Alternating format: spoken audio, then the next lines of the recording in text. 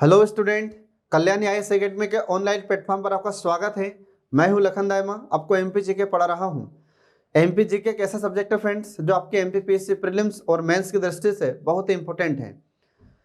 मध्य प्रदेश में पीएससी जो प्रीलिम्स होती है, प्रारंभिक परीक्षा होती है, इसमें बहुत क्वेश्चन इससे पूछे जाते हैं और जो मेंस होती है उसमें भी इससे बहुत सारे क्वेश्चन पूछे जाते हैं। चलिए आइए स्टार्ट करते हैं। मध्य प्रदेश में प्रमुख समारोह। अब मध्य प्रदेश में प्रमुख समारोह में हम पढ़ते हैं कि कुछ कलाकार या कुछ नृत्य करने वाले कलाकार, कुछ संगीत कलाकार, ये सभी कलाकार इन समारोह में भाग लेते हैं और इन समारोह में उन्हें पुरस्कृत भी किया जाता है।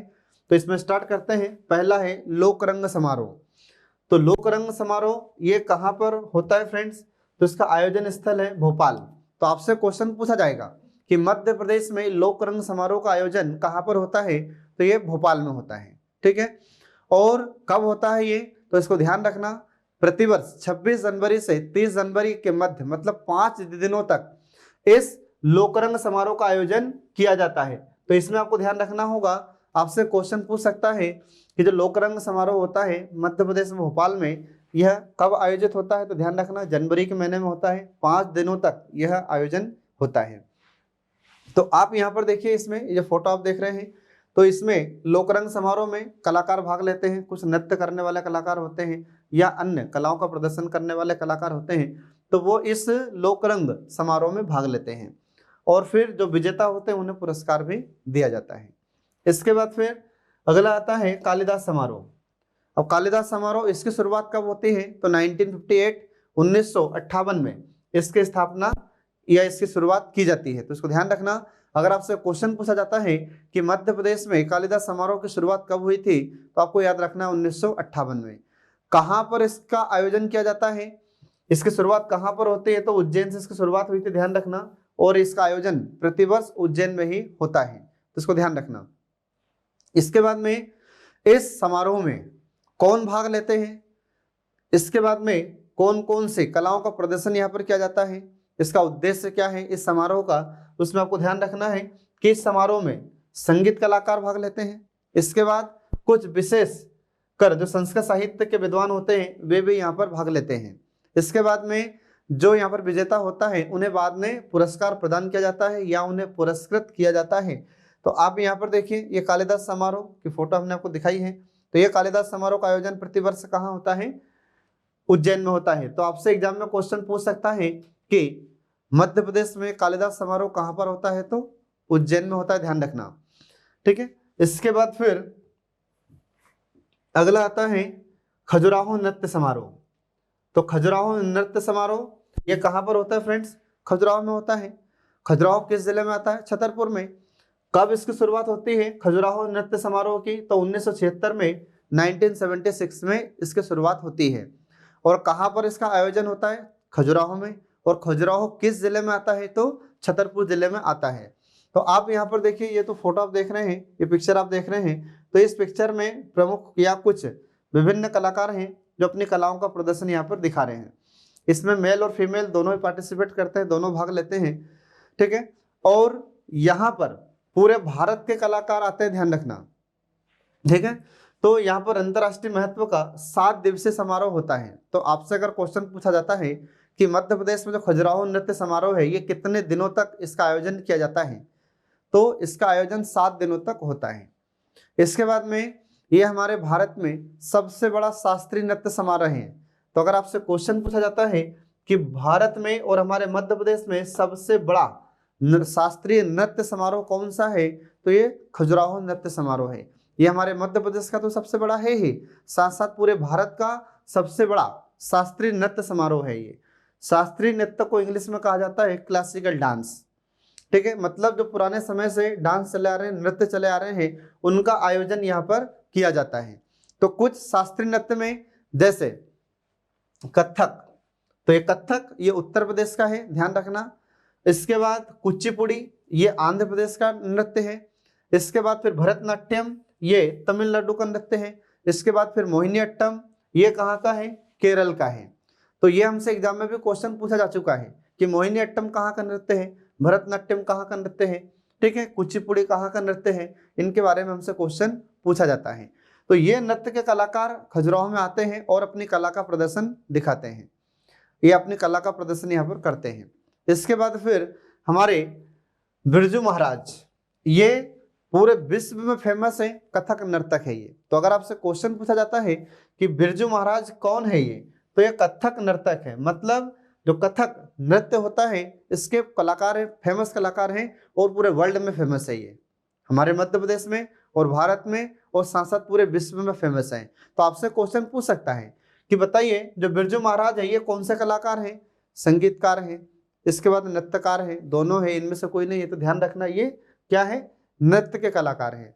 तो कौन से डांस के कलाकार है ये कथक नर्तक है, ये कथक डांस करते हैं ये, ठीक है, इसको ध्यान रखना।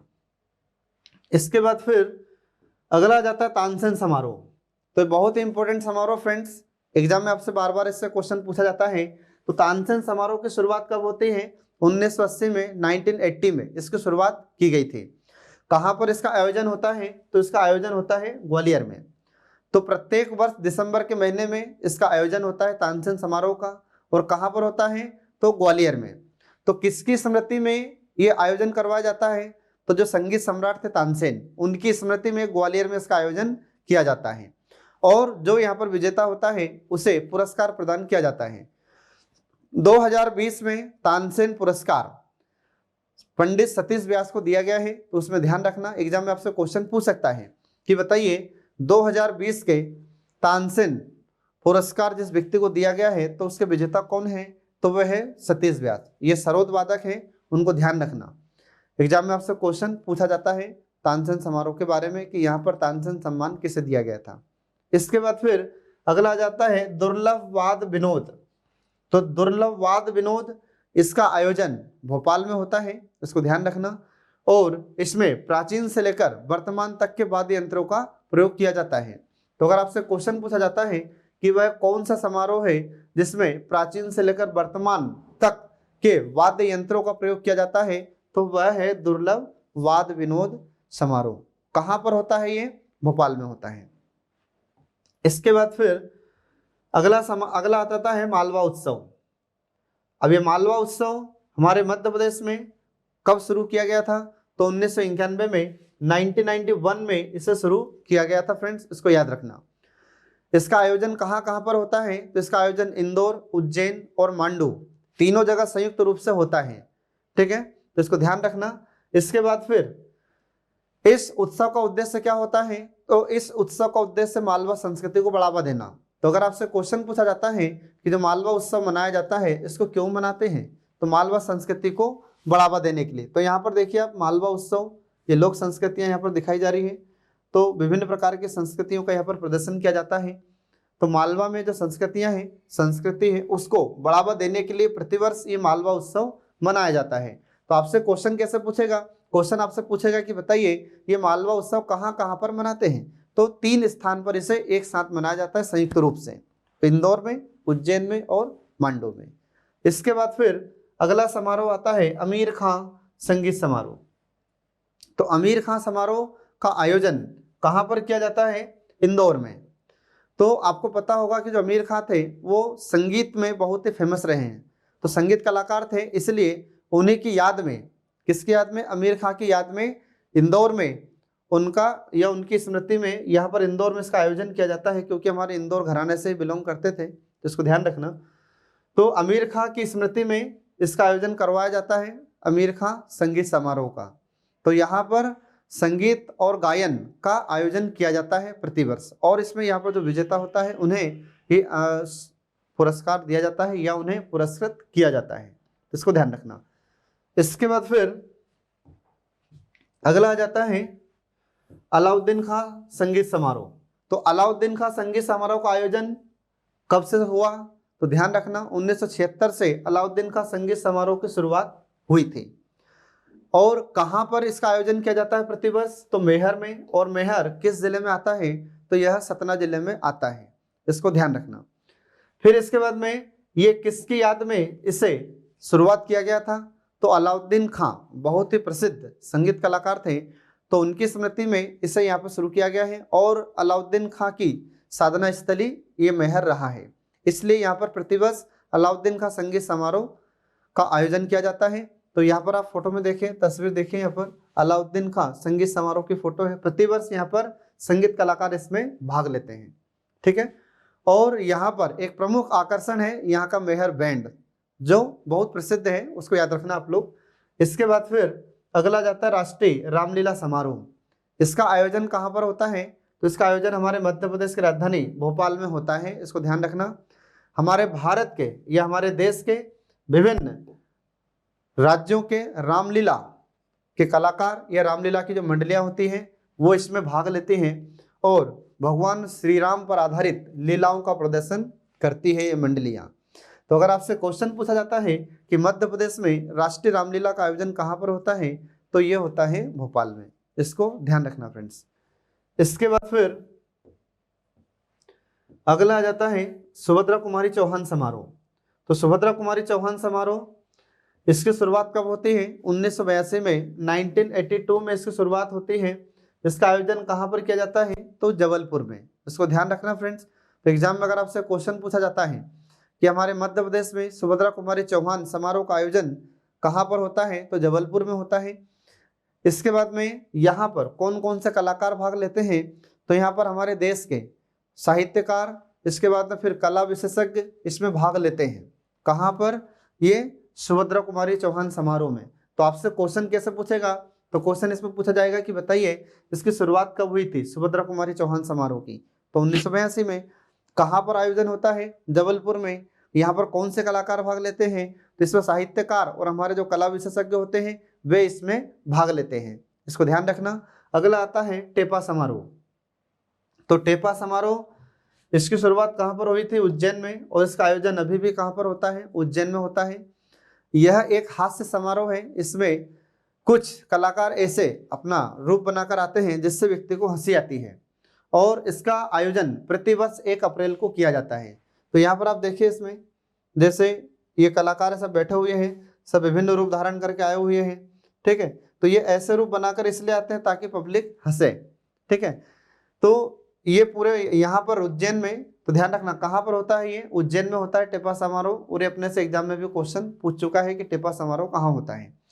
इसमें हमारे भारत के सभी राज्यों के कलाकार यहाँ पर भाग लेते हैं और इसमें लोगों को हंसाते हैं, ठीक है। तो आपको पता होगा कि जो 1 अप्रैल होता है, 1 अप्रैल को मूर्ख दिवस माना जाता है। तो 1 अप्रैल के अवसर पर यहाँ पर ये आयोजन रखा जाता है जिसमें लोगों को हंसाया जाता है, इसको ध्यान रखना। तो अगर आपसे एग्जाम में क्वेश्चन पूछा जाए कि टेपा समारोह कहाँ पर होता है, तो उज्जैन में, ठीक है। इसके बाद फिर अगला आ जाता है निमाड़ समारोह। अब जो निमाड़ समारोह होता है तो इसकी शुरुआत कब हुई थी फ्रेंड्स? तो इसकी शुरुआत 1994 में, 1994 में हुई थी। कहाँ पर इसका आयोजन होता है? तो महेश्वर में इसका आयोजन होता है और महेश्वर खरगोन जिले में आता है, ये इसको आप याद रखना। इसके बाद जो महेश्वर है, तो महेश्वर किस नदी के किनारे हैं? तो महेश्वर नर्मदा नदी के किनारे हैं, ध्यान रखना। और यहाँ पर जो महेश्वर में घाट है उसका नाम रखा गया देवी अहिल्या घाट, इसको ध्यान रखना। इसके बाद फिर 3 दिन तक यह आयोजन होता है, इस समारोह का आयोजन किया जाता है, ठीक है, इसको ध्यान रखना आप लोग। इसके बाद फिर यहाँ पर होता क्या है निमाड़ समारोह में? तो यहाँ पर निमाड़ की जो संस्कृतियाँ होती हैं उनका प्रदर्शन यहाँ पर किया जाता है, ठीक है। इसके बाद फिर अगला आ जाता है तुलसी उत्सव। तो तुलसी उत्सव का आयोजन कहाँ पर होता है? चित्रकूट में। और चित्रकूट किस जिले में आता है? तो ये सतना जिले में आता है। इसका आयोजन कब होता है? तो ध्यान रखना, तुलसी उत्सव का आयोजन तुलसी अकादमी के द्वारा किया जाता है, इसको याद रखना। एग्जाम में आपसे क्वेश्चन पूछ सकता है कि जो तुलसी उत्सव है इसका आयोजन कौन सी अकादमी करवाती है? तो तुलसी अकादमी इसका आयोजन करवाती है। और कब होता है ये आयोजन? तो दिवाली के अवसर पर धनतेरस से यह आयोजन शुरू हो जाता है, इसको ध्यान रखना। तो अगर आपसे एग्जाम में क्वेश्चन पूछा जाता है कि इसका आयोजन कब होता है, तो धनतेरस के दिन से शुरू हो जाता है जो दिवाली तक चलता है, ठीक है। कहाँ पर? चित्रकूट में। कौन सी नदी के किनारे? मंदाकिनी नदी के किनारे इसका आयोजन होता है, इसको ध्यान रखना। अगर आपसे क्वेश्चन पूछा जाता है कि बताइए तुलसी उत्सव किस नदी के किनारे मनाया जाता है, तो ये मंदाकिनी नदी के किनारे मनाया जाता है। और कहाँ पर इसका आयोजन होता है? तो चित्रकूट में, इसको ध्यान रखना। इसके बाद फिर अगला आ जाता है मध्य प्रदेश उत्सव। तो इंपोर्टेंट फ्रेंड्स, इसको ध्यान रखना। एग्जाम में आपसे क्वेश्चन पूछा जा चुका है कि मध्य प्रदेश उत्सव ये कहाँ पर मनाया जाता है। तो मध्य प्रदेश उत्सव की शुरुआत 1982 में 1982 में की जाती है। इसका आयोजन स्थल क्या है या कहाँ पर इसका आयोजन होता है, तो दिल्ली में इसका आयोजन होता है, इसको ध्यान रखना। तो इसका आयोजन दिल्ली में क्यों करवाती है हमारी मध्य प्रदेश सरकार, तो इसलिए इसका आयोजन करवाया जाता है ताकि जो दूसरे राज्य हैं वो हमारे मध्य प्रदेश की संस्कृति को जाने। तो मध्य प्रदेश की संस्कृति जैसे गीत है, इसके बाद में हमारे कुछ ऐसे वाद्य यंत्र हैं जिसके बारे में दूसरे राज्यों को लोगों को पता नहीं है। तो मध्य प्रदेश के गायन, वादन, चित्रकला और नृत्य, इनसे दूसरे राज्य के लोगों को अवगत कराना है, इसलिए ये मध्य प्रदेश उत्सव दिल्ली में मनाया जाता है। तो इसको पूछा जा चुका है, एग्जाम में से क्वेश्चन पूछा गया है कि मध्य प्रदेश उत्सव कहाँ पर मनाया जाता है, तो ये दिल्ली में मनाया जाता है, इसको ध्यान रखना फ्रेंड्स। इसके बाद फिर अगला जाता है माखनलाल चतुर्वेदी समारोह।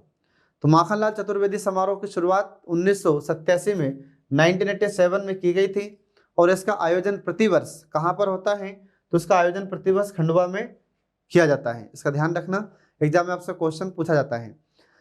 इसमें हमारे भारत या हमारे मध्य प्रदेश के, हमारे भारत के हिंदी साहित्य के कलाकार या हिंदी भाषा के जो कलाकार होते हैं, तो हिंदी भाषा साहित्य के जो कलाकार होते हैं वो यहाँ पर भाग लेते हैं, ठीक है, और सभी अपनी अपनी योग्यता का प्रदर्शन करते हैं। तो इसको ध्यान रखना, एग्जाम में क्वेश्चन पूछा जा चुका है कि माखनलाल चतुर्वेदी समारोह का आयोजन कहाँ पर होता है, तो ये खंडवा में होता है। इसके बाद फिर अगला जाता है बाल कृष्ण नवीन समारोह। जो बाल कृष्ण नवीन समारोह होता है इसकी शुरुआत 1982 में हुई थी, तो इसको ध्यान रखना। अगर आपसे क्वेश्चन पूछा जाता है कि बाल कृष्ण नवीन समारोह का आयोजन या इसकी शुरुआत कब हुई थी, तो शुरुआत 1982 में हुई थी और प्रतिवर्ष इसका आयोजन शाजापुर में किया जाता है, तो इसमें ध्यान रखना। और कब इसका आयोजन होता है, तो 8 दिसंबर को प्रतिवर्ष इसका आयोजन होता है बाल कृष्ण नवीन समारोह का, तो इसमें ध्यान रखना। अगर आपसे क्वेश्चन पूछा जाता है कि जो बाल कृष्ण नवीन समारोह है इसमें कौन लोग भाग लेते हैं, तो इसमें सांस्कृतिक कार्यक्रमों का आयोजन किया जाता है। तो हमारे मध्य प्रदेश की जो संस्कृतियां हैं उन संस्कृतियों का आयोजन इस समारोह में किया जाता है, या इतने जो विभिन्न प्रकार की संस्कृति होती है तो विभिन्न प्रकार की संस्कृतियों के कलाकार इसमें भाग लेते हैं, इसको ध्यान रखना। इसके बाद फिर अगला आ जाता है ध्रुपद समारोह। ध्रुपद समारोह की शुरुआत 1981 में की गई थी और इसका आयोजन प्रतिवर्ष कहाँ पर होता है, तो प्रतिवर्ष इसका आयोजन भोपाल में होता है, इसको ध्यान रखना, ठीक है। इसका उद्देश्य क्या होता है, तो संगीत की ध्रुपद विधा को बढ़ावा देने के लिए और गुरु शिष्य की परंपरा को निरंतर बनाए रखने के लिए इस समारोह का आयोजन किया जाता है। तो इसमें आपको ध्यान रखना है कि ध्रुपद समारोह की शुरुआत कब हुई, एग्जाम में से क्वेश्चन पूछा जा चुका है, ठीक है। तो ध्रुपद समारोह की शुरुआत 1981 में 1981 में की गई और इसका आयोजन प्रतिवर्ष कहाँ पर होता है, तो भोपाल में होता है। क्यों इसका आयोजन किया जाता है, तो ध्रुपद विधा को या ध्रुपद विधा को बढ़ावा देने के लिए और जो गुरु शिष्य की परंपरा है उसको निरंतर बनाए रखने के लिए इसका आयोजन किया जाता है। तो आपसे क्वेश्चन यहाँ पर पूछ सकता है कि भाई कौन सा समारोह है जिसमें गुरु शिष्य परंपरा को बढ़ावा दिया जाता है या गुरु शिष्य परंपरा को निरंतर बनाए रखने के लिए उसका आयोजन किया जाता है, तो यह है ध्रुपद समारोह, इसको ध्यान रखना फ्रेंड्स। इसके बाद फिर अगला आ जाता है ओरछा उत्सव। अब ओरछा उत्सव की शुरुआत कब होती फ्रेंड्स, तो 1994 में 1994 में इसकी शुरुआत की गई है, इसको ध्यान रखना। इसके बाद में इसका आयोजन स्थल क्या है, तो आयोजन स्थल इसका ओरछा, और ओरछा किस जिले में आता है, तो निवाड़ी जिले में आता है, ध्यान रखना। तो ओरछा ये शहर का नाम है। तो अगर आपसे क्वेश्चन पूछा जाता है कि इसका आयोजन कहाँ पर होता है, तो इसका आयोजन ओरछा में होता है और ओरछा किस जिले में आता है, तो निवाड़ी जिले में आता है, इसको ध्यान रखना। और इसमें होता क्या है, तो यहाँ पर जो बुंदेलखंड के कलाकार होते हैं तो कुछ नृत्यकार होते हैं, कुछ गायक कलाकार होते हैं और कुछ विभिन्न प्रकार के कलाकार होते हैं। तो ये सभी कलाकार अपनी कला का प्रदर्शन इस उत्सव में प्रदर्शित करते हैं या अपनी कला का प्रदर्शन करते हैं, तो उसको याद रखना। फिर इसके बाद में अगला आ जाता है पद्माकर समारोह। इसका आयोजन प्रतिवर्ष सागर में होता है, इसको ध्यान रखना। इसका आयोजन कौन से अकादमी करवाती है, तो मध्य प्रदेश साहित्य अकादमी के द्वारा इसका आयोजन प्रतिवर्ष किया जाता है और यहाँ पर साहित्यकार इसमें भाग लेते हैं। कौन से समारोह में, पद्माकर समारोह में, तो इसको ध्यान रखना फ्रेंड्स। आज हम मध्य प्रदेश के टॉपिक में मध्य प्रदेश के कुछ संग्रहालय हैं प्रमुख, उनके बारे में हम पढ़ेंगे। अब यहाँ पर आप देखिए कि संग्रहालय का मतलब क्या होता है। तो संग्रहालय को इंग्लिश में म्यूजियम कहा जाता है, ठीक है। और जो संग्रहालय शब्द है इसी में इसका अर्थ छुपा हुआ है। तो संग्रहालय, संग्रह धन आलय, संग्रह मतलब इकट्ठा करना और आलय मतलब स्थान। तो ऐसा स्थान जहाँ पर वस्तुओं को, चीजों को इकट्ठा किया जाता है उसे हम संग्रहालय कहते हैं। मध्य प्रदेश में ऐसे कुछ संग्रहालय हैं। इन संग्रहालयों में सबसे पहला संग्रहालय है केंद्रीय संग्रहालय, सेंट्रल म्यूजियम। अब ये सेंट्रल म्यूजियम ये आपको दिखाई दे रहा है, यहाँ पर देखो, इसकी फोटो देखिए। तो कहाँ पर है ये? इंदौर में है। इसकी स्थापना कब की जाती है फ्रेंड्स? तो 1923 में इसकी स्थापना की गई थी, 1923 में। कहाँ पर इसकी स्थापना की गई है? इंदौर में। जब इसे स्थापित किया गया था तो इसका नाम क्या था? नवरत्न मंदिर इसका नाम था उस समय, ध्यान रखना। किसने इसकी स्थापना की थी? तो होलकर वंश के राजा तुकोजीराव सेकंड या तुकोजीराव द्वितीय ने इसकी स्थापना की थी, इसको ध्यान रखना। फिर संग्रहालय के रूप में इसे दर्जा कब दिया जाता है? तो 1929 में, 1923 में इसे संग्रहालय का दर्जा दिया गया था, इसको याद रखना। फिर केंद्रीय संग्रहालय का दर्जा इसे कब दिया गया था? 1931 में। 1931 में इसे सेंट्रल म्यूजियम या केंद्रीय संग्रहालय का दर्जा दिया गया था, इसको ध्यान रखना, इंपॉर्टेंट है। यहाँ पर क्या रखा हुआ है? तो यहाँ पर होलकर वंश के जो राजा हैं उनके लोहे के औजार यहाँ पर रखे गए हैं। इसके बाद में और भी पत्थर की मूर्तियां और अन्य चीजें यहाँ पर रखी हुई है, ठीक है, इसको ध्यान रखना। इसके बाद फिर अगला जाता है जिला पुरातात्विक संग्रहालय। इसका अन्य नाम क्या है? तो वेंकटरमन महाराजा संग्रहालय इसका नाम है।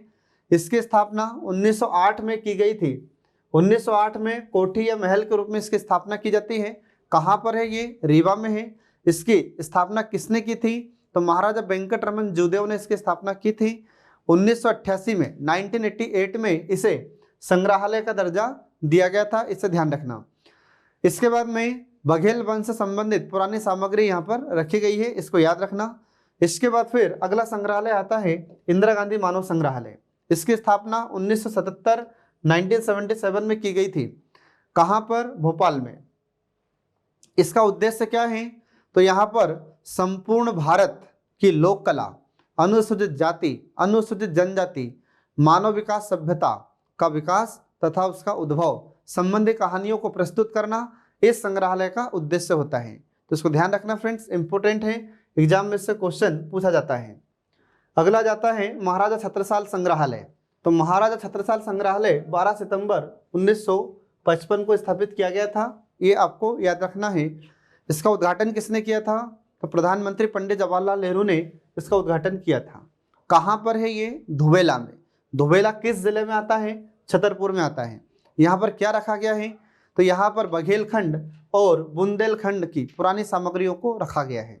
इसके बाद में तुलसी संग्रहालय, इसकी स्थापना 1936 में की गई थी। इसका पुराना नाम क्या है? रामवन आश्रम।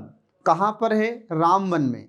रामवन कहाँ आता है? ये सतना जिले में आता है, इसको ध्यान रखना। अगर आपसे क्वेश्चन पूछा जाता है कि तुलसी संग्रहालय कहाँ पर है, तो रामवन में, और ये किस जिले में आता है? सतना जिले में आता है, इसको ध्यान रखना। इसके बाद फिर इसे मानव संघ ट्रस्ट के रूप में 1939 में स्थापित किया जाता है और तुलसी संग्रहालय के रूप में 1959 में इसे स्थापित किया गया था। यहाँ पर कौन सी सामग्री रखी गई है? तो इसको ध्यान रखना।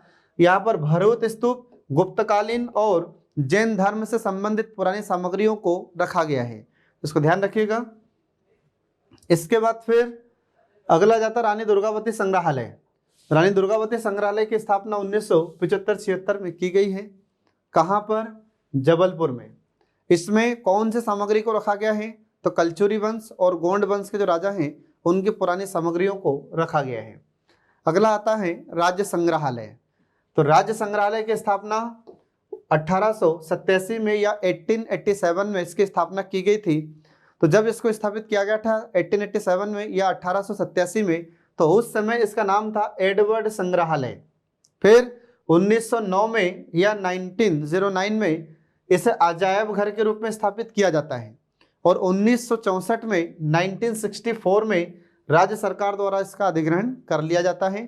कहाँ पर है ये वर्तमान में? तो भोपाल में है, इसको याद रखना। इसका संस्थापक कौन था? तो इसका संस्थापक सुल्तान जहां बेगम के द्वारा इसे स्थापित किया गया था, इसको ध्यान रखना। कहाँ पर है ये? तो ये श्यामला हिल्स पर स्थित है। ठीक है, इसको ध्यान रखना। और नवीन संग्रहालय भवन वास्तुकार का एक अच्छा उदाहरण है ये, इसको ध्यान रखना। इसके बाद फिर अगला जाता है जहांगीर महल संग्रहालय। अब जहांगीर महल संग्रहालय इसकी स्थापना 1990 में की गई थी। कहाँ पर है ये? तो ओरछा में है।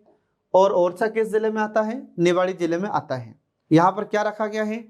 तो यहाँ पर पाषाण प्रतिमाओं, इसके बाद में सती स्तंभों और शिलालेखों आदि को यहाँ पर रखा गया है। इसके बाद फिर अगला जाता है यशोवर्मन संग्रहालय। इसकी स्थापना 1982-83 में की जाती है। कहाँ पर है ये? मंदसौर में है, इसको ध्यान रखना। इसके बाद फिर यहाँ पर कौन कौन से सामग्रियों को संग्रहित किया गया है? तो यहाँ पर शैव धर्म, वैष्णव धर्म मतलब वैष्णो देवी संबंधित और जैन धर्म से संबंधित प्रतिमाओं को एकत्रित किया गया है या उनका संग्रह किया गया है, इनको ध्यान रखना। इसके बाद फिर अगला जाता है जनजाति संग्रहालय। अब जनजाति संग्रहालय ये जनजातियों की जितनी भी सामग्रियां हैं उन्हें यहाँ पर रखा गया है। तो कौन कौन से संग्रहालय है? तो इसमें देखिए, पहला बादल भोई आदिवासी संग्रहालय 1954 में इसकी स्थापना की गई थी और यह कहाँ पर है? छिंदवाड़ा में है। अगला जाता है राज्य जनजाति संग्रहालय। ये कहाँ पर है? तो ये भोपाल में है, इसको ध्यान रखना। इसके बाद फिर अगला जाता है आदिवासी कला संग्रहालय। ये कहाँ पर है? खजुराहो में है। और खजुराहो किस जिले में आता है? छतरपुर में आता है।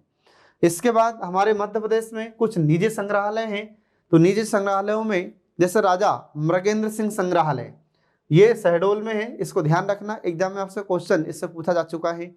इसके बाद फिर श्री राजमल मड़वैया निजी संग्रहालय, ये जबलपुर में स्थापित किया गया है। अगला है महाराजा सीतामऊ निजी संग्रहालय, यह कहाँ पर है? मंदसौर में है। इसके बाद फिर जैन कॉलेज संग्रहालय, ये कहाँ पर है? विदिशा में है, इसको ध्यान रखना। और गोविंद पैलेस संग्रहालय, ये कहाँ पर है? रीवा में है। तो ये कुछ निजी संग्रहालय फ्रेंड्स जो आपसे एग्जाम में क्वेश्चन पूछे जा सकते हैं। ठीक है, तो क्वेश्चन कैसे पूछेगा? तो क्वेश्चन पूछा जाएगा कि मध्य प्रदेश में निजी संग्रहालय कौन कौन से हैं और कहाँ पर हैं। तो इनके नाम आपको ध्यान रखना है और इनके स्थान के नाम भी आपको ध्यान रखना है। इसके बाद फिर अगले जाते कुछ अन्य संग्रहालय। तो अन्य संग्रहालय मध्य प्रदेश में कहाँ कहाँ पर है? तो जैसे पहला है माधवराव सप्रे पत्रकारिता संग्रहालय, कहाँ पर है ये? भोपाल में है, इसको ध्यान रखिएगा, इंपॉर्टेंट है। अगला आता है रामायण कला संग्रहालय, ये कहाँ पर है? ओरछा में है। और ओरछा किस जिले में आता है? निवाड़ी जिले में आता है, इसको ध्यान रखना। इसके बाद फिर अगला जाता है त्रिवेणी संग्रहालय। त्रिवेणी संग्रहालय ये कहाँ पर है? उज्जैन में है। इसके बाद फिर देवी अहिल्याबाई संग्रहालय, ये कहाँ पर है? महेश्वर खरगोन में है। महेश्वर किस जिले में आता है? खरगोन जिले में आता है, इसको ध्यान रखना फ्रेंड्स। तो इस प्रकार से हम देखते हैं कि यहाँ पर मध्य प्रदेश के महत्वपूर्ण संग्रहालय का टॉपिक समाप्त हो जाता है। देखते रहिए हमारे कल्याणी आईएएस एकेडमी के सभी वीडियोस जो आपकी आगामी परीक्षाओं में निश्चित सफलता का मार्ग प्रशस्त करते हैं। Thanks for watching.